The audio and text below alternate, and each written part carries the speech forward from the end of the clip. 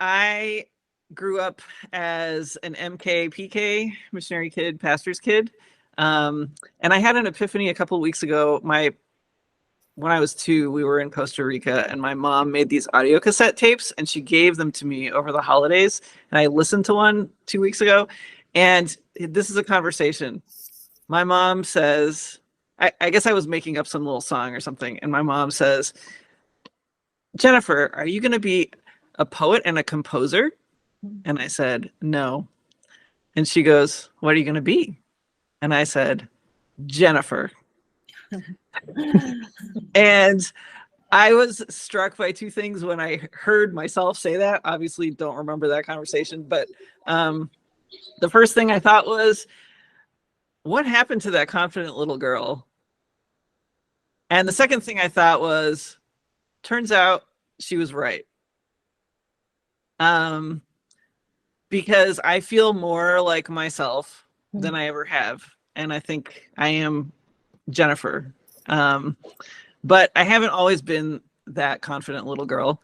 I haven't always known who I am. I went to school planning to go into ministry myself, and but I got an English major because I liked it, for no practical purpose at all. I'm one of these haphazardly organized people. I'm pretty self-disciplined, personally disciplined, but I don't ever have a larger game plan that I'm working towards. It's just kind of, let's see what happens next. So I've been a nanny, and I've been a barista, and I have been a missionary for a while, and I was a Christian education director, and I was a paralegal's assistant, and like I've done all these things, and they don't sound like they fit together.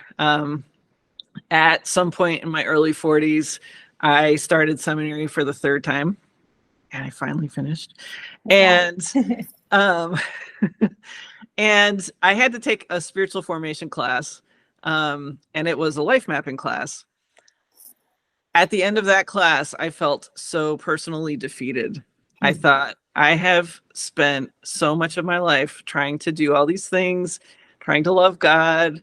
I love God, trying to introduce people to God. I don't feel like I have anything to show for it. I don't know what I am.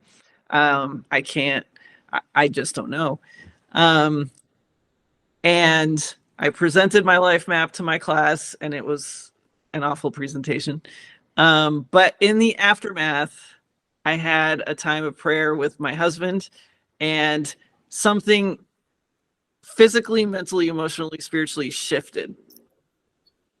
And from that point, I began to see how all that stuff that seemed so disconnected before actually was vital to who I was becoming, preparing me for what I do now, which is I pastor a small church part-time, and I also lead the pilgrimage, which is the spiritual formation arm of BBU. And I work with people who also are struggling to find their purpose and their identity in God. I feel like I sort of identify as a word scatterer and a shepherd, a chatty shepherd, maybe, I don't know. And just finding new ways for people to engage both the written word in scripture and the living word in Jesus Christ. I would say it sounds churchy and cheesy, but he's really my passion and has been my whole life. And so if I can help people get to know him and themselves better at the same time, that gives me great joy. And I think after hearing that little recording of myself, I think I would say that my wish and my hope is for everybody is that when someone asks you, who are you, or what are you going to be, your answer can become confidently and delightedly your own name.